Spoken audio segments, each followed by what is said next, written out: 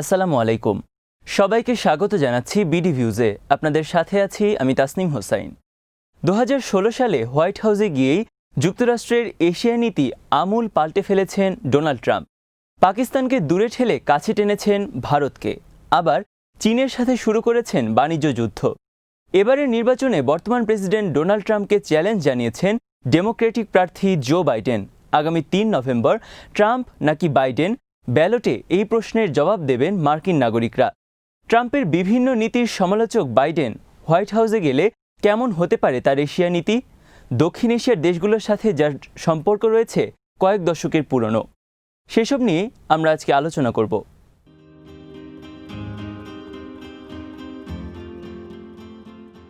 Trump president নির্বাচিত হয়েই কিছু পদক্ষেপ নেন যেগুলো মার্কিন পররাষ্ট্রনীতিকে প্রায় 180 ডিগ্রি ঘুরিয়ে দেয়।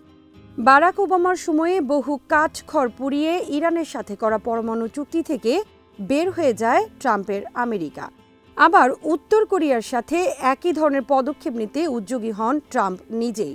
একাধিকবার সংলাপও হয় কিম জং উনের সাথে। চীনের সাথে বাণিজ্য যুদ্ধের শুরু শুল্ক আরোপ নিয়ে। এরপর প্রযুক্তি পণ্য নির্মাতা প্রতিষ্ঠান হুয়াওয়ে কাণ্ডের পর দক্ষিণ চীন সাগর নিয়ে বিরোধ ও তাইওয়ানের সাথে ওয়াশিংটনের সম্পর্ক বৃদ্ধির উদ্যোগ নিয়ে চীনের সাথে বেশ কয়েকটি ফ্রন্টেই বিবাদে জড়ায় যুক্তরাষ্ট্র। আবার জাপান, দক্ষিণ কোরিয়ার সাথে সামরিক সহযোগিতা কমিয়ে দেওয়ার উদ্যোগেও এসব দেশ নাখোশ ট্রাম্প প্রশাসনের উপর।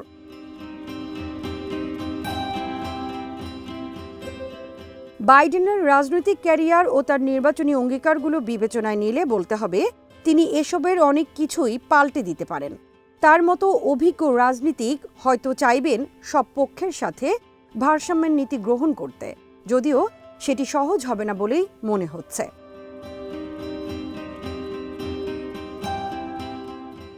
ঝানু রাজনীতিক জো বাইডেনের কাছে যুক্তরাষ্ট্রের পররাষ্ট্রনীতি ও আন্তর্জাতিক সম্পর্ক নতুন কোনো বিষয় নয়।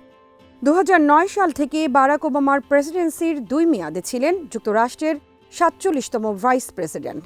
এর আগে 1973 সাল থেকে টানা সিনেটর নির্বাচিত হয়েছেন দেলওয়ার অঙ্গরাষ্ট্র থেকে। দীর্ঘ এই রাজনৈতিক ক্যারিয়ারে তার রয়েছে পররাষ্ট্র বিষয়ে কাজ করার অনেক অভিজ্ঞতা। টানা 3 দশক কাজ করেছেন সিনেটের ফরেন রিলেশনস কমিটিতে।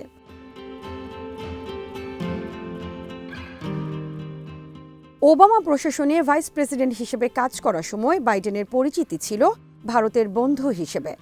সিনেটের ফরেন রিলেশনস কমিটিতে থাকার সময় তিনি ভারতকে বিভিন্ন বিষয়ে অগ্রাধিকার দিতেন বলেও জানা যায়। বাইডেন মনে করতেন বিশাল জনসংখ্যা ও বিশাল আয়তনের একটি দেশের গুরুত্ব অনেক, এমন একটি দেশকে দূরে রাখা ঠিক নয়।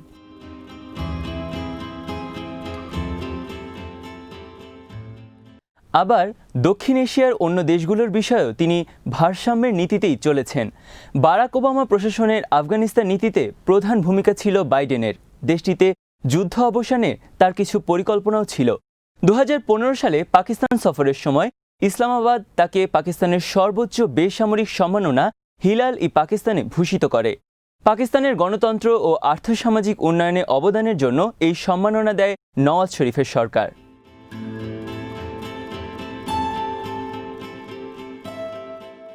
ডোনাল্ড ট্রাম্প হোয়াইট হাউসে প্রবেশ করার পর এর অনেক কিছুই পাল্টে যায়।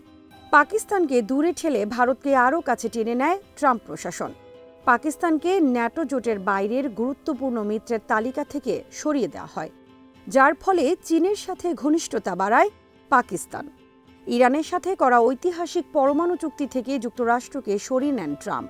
আবার ছোট্ট দেশ নেপালও এখন ভারতকে রেখে ঝুঁকেছে চীনের দিকে। পরোক্ষভাবে এই যুক্তরাষ্ট্রের দিক থেকে নেপালের মতো ছোট দেশ মুখ ফিরিয়ে নেয়। মোট কথা, দক্ষিণ এশিয়া জুড়ে গত 4 বছরে এমন কিছু ইস্যু সামনে চলে এসেছে যেগুলো ওবামা বাইডেন যুগে ছিল না।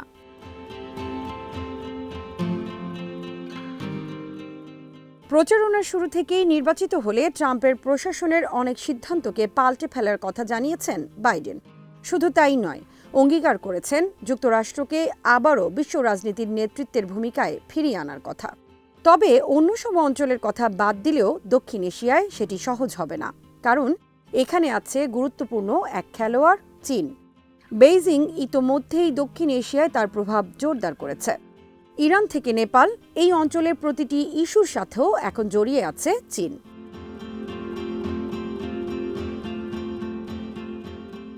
ভারত যুক্তরাষ্ট্র সম্পর্কের কথা উঠলে বলতে হবে বাইডেন সবসময়ই ভারতের সাথে ঘনিষ্ঠতা চাইতেন। বুশ প্রশাসনের সময় ইউএস ইন্ডিয়া সিভিল নিউক্লিয়ার ডিলের সময় ভারতের পক্ষেই কথা বলেছেন তিনি। আবার বাইডেন তার রানিং মেট হিসেবে বেছে নিয়েছেন ভারতীয় বংশোদ্ভূত কমলা হ্যারিসকে। এটিও ভারতের জন্য একটি আশার দিক।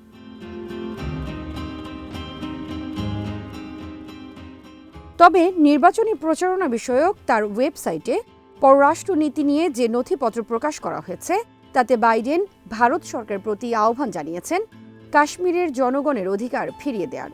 হতাশা প্রকাশ করেছেন নাগরিকত্ব আইন নিয়েও, যে আইনে মুসলিম ছাড়া অন্য প্রায় সব ধর্মাবলম্বী অবৈধ অভিবাসীদেরই ভারতের নাগরিকত্বের সুযোগ দেওয়া হয়েছে। বাইডেন মনে করেন ভারতের ধর্মনিরপেক্ষ ও বহুজাতিক গণতান্ত্রিক ঐতিহ্যের সাথে বেমানান এসব আইন। তবে বাইডেন অবশ্য ভারতীয় আইটি এক্সপার্টদের ভিসার উপর নিষেধাজ্ঞা প্রত্যাহারের ঘোষণাও দিয়েছেন।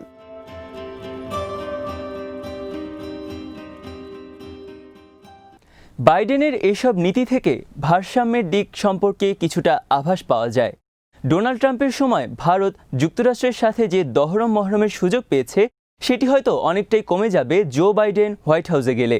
আবার রানিং মেট কমলা হ্যারিসও তার ভারতীয় শেকড় নিয়ে খুব একটা আলোচনা করছেন না, তার চেয়ে বরং কৃষ্ণাঙ্গদের অধিকার নিয়ে তার মাথা ব্যথা বেশি।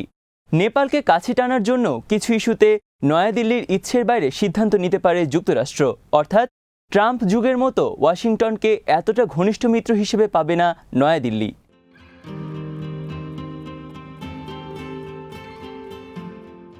বাইডেন পাকিস্তানকেও দূরে ঠেলবেন না বলে মনে করেন বিশ্লেষকরা।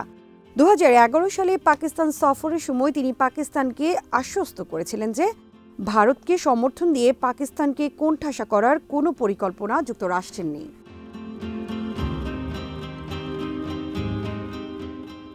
পাকিস্তানের সীমান্তের অভ্যন্তরে যুক্তরাষ্ট্র কিছু সন্ত্রাস বিরোধী অভিযান চালালেও এগুলো শুধু সন্ত্রাসবাদ ইস্যুতেই সীমাবদ্ধ থাকবে।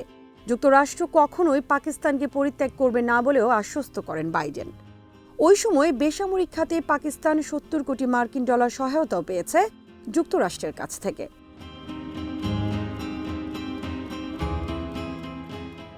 শেষ দিকে এসে ওবামা প্রশাসনের সাথে ইসলামাবাদের সম্পর্ক কিছুটা শীতল হয়। তবে ট্রাম্প প্রশাসন আসার পর ইসলামাবাদের সাথে ওয়াশিংটনের সম্পর্ক ভালো মন্দ দুটি দিকেই গড়িয়েছে। ট্রাম্পের বর্তমান মেয়াদের শেষ দিকে এসে সম্পর্ক উন্নয়নের আভাস পাওয়া গেলেও শুরুর দিকে ট্রাম্প পাকিস্তানের উপর বেশ কঠোরই ছিলেন। ন্যাটো জোটের বাইরে ঘনিষ্ঠ মিত্রের তালিকা থেকে বাদ দেওয়া ছাড়াও পাকিস্তানের নিরাপত্তা সহযোগিতাও বন্ধ করে হোয়াইট হাউস। ওয়াশিংটনে নিযুক্ত পাকিস্তানি কূটনীতিকদের চলাচলেও নিষেধাজ্ঞা আরোপ করা হয়। এছাড়া সামরিক প্রশিক্ষণ কর্মসূচিও স্থগিত করে ট্রাম্প প্রশাসন।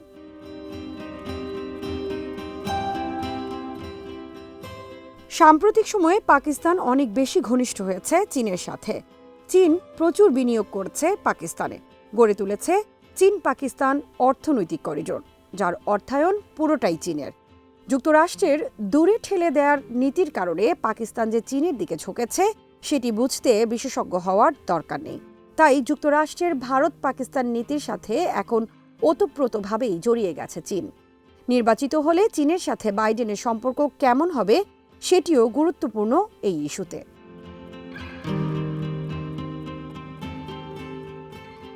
ট্রাম্পের চেয়ে বাইডেন চীনের প্রতি কিছুটা ইতিবাচক মানসিকতা পোষণ করেন। চীনা প্রিমিয়ার শি জিনপিং এর সাথে তার আন্তরিকতার প্রমাণও পাওয়া গেছে 2019 সালের শুরুর দিকে। বাইডেন চীনের সাথে বাণিজ্যিক টানাপোড়েনকে প্রতিযোগিতা হিসেবেই দেখতে নারাজ। তার চেয়ে বরং বাইডেন চান প্রযুক্তিপণ্য উৎপাদনে তার দেশকে আরও অগ্রসর করে বাণিজ্যিকভাবে চীনকে টেক্কা দিতে। অবশ্য হুট করে বাইডেন এসেই যে চীনের সাথে সব বিরোধ মিটিয়ে ফেলবেন সেটি আশা করা ভুল। তবে ট্রাম্প যুগের মতো এতটা যুদ্ধংদেহীও হয়তো থাকবে না।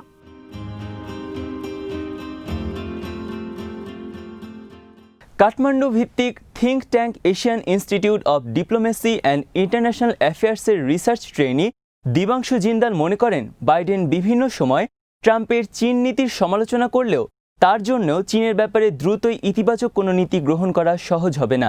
আবার হুট করেই চীনের বলয় থেকে বের করে পাকিস্তানকে কাছে টানাও সহজ হবে না। তাই বাইডেন হয়তো এসব বিষয়ে ধীরে চলো নীতিতে অগ্রসর হবেন।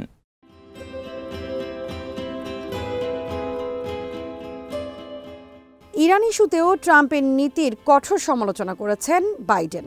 ইরান চুক্তি থেকে যুক্তরাষ্ট্রের বের হয়ে যাওয়াকে বিপর্যয় হিসেবে আখ্যায়িত করেছেন তিনি। বাইডেন সোজাসাপটাই বলেছেন, চুক্তি থেকে সরে আসার কারণেই হয়তো ইরানকে পারমাণবিক কর্মসূচি থেকে নিবৃত্ত করা যায়নি। ইরান সম্মত হলে তিনি আবার যুক্তরাষ্ট্রকে এই চুক্তিতে ফিরিয়ে আনার স্বপ্ন দেখেন। আর তেমনটি হলে বলতেই হবে, ইরান ইস্যুতে যুক্তরাষ্ট্রের নীতি পুরোপুরি উল্টে যাবে বাইডেন প্রেসিডেন্ট হলে।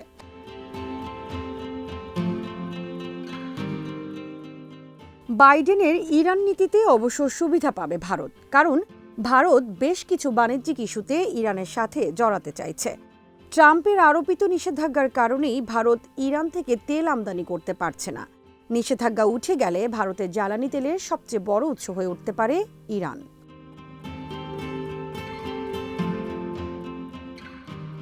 ট্রাম্প ইরানের উপর কঠোর হওয়ার কারণেই চীন ও রাশিয়ার সাথে ঘনিষ্ঠতা বাড়িয়েছে ইরান। মধ্যপ্রাচ্যে বেড়েছে রাশিয়ার প্রভাব।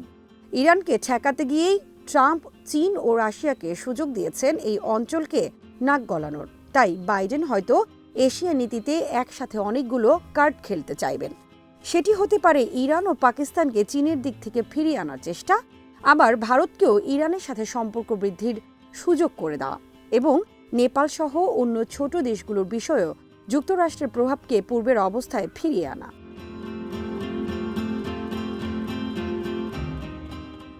কয়েক দশক ধরেই দক্ষিণ এশিয়ার দেশগুলোর সাথে বাইডেনের যে সম্পর্ক, সেটিকে কাজে লাগিয়ে তিনি চাইতে পারেন এই অঞ্চলে যুক্তরাষ্ট্রের প্রভাব বৃদ্ধি করতে।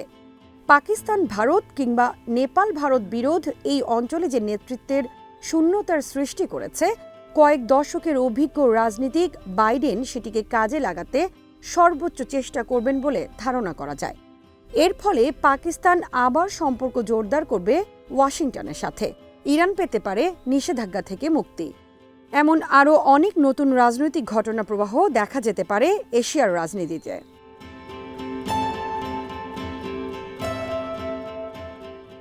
আজ এখানেই শেষ করছি। সবাই ভালো থাকুন, সুস্থ থাকুন আর দেখতে থাকুন বিডি ভিউজ।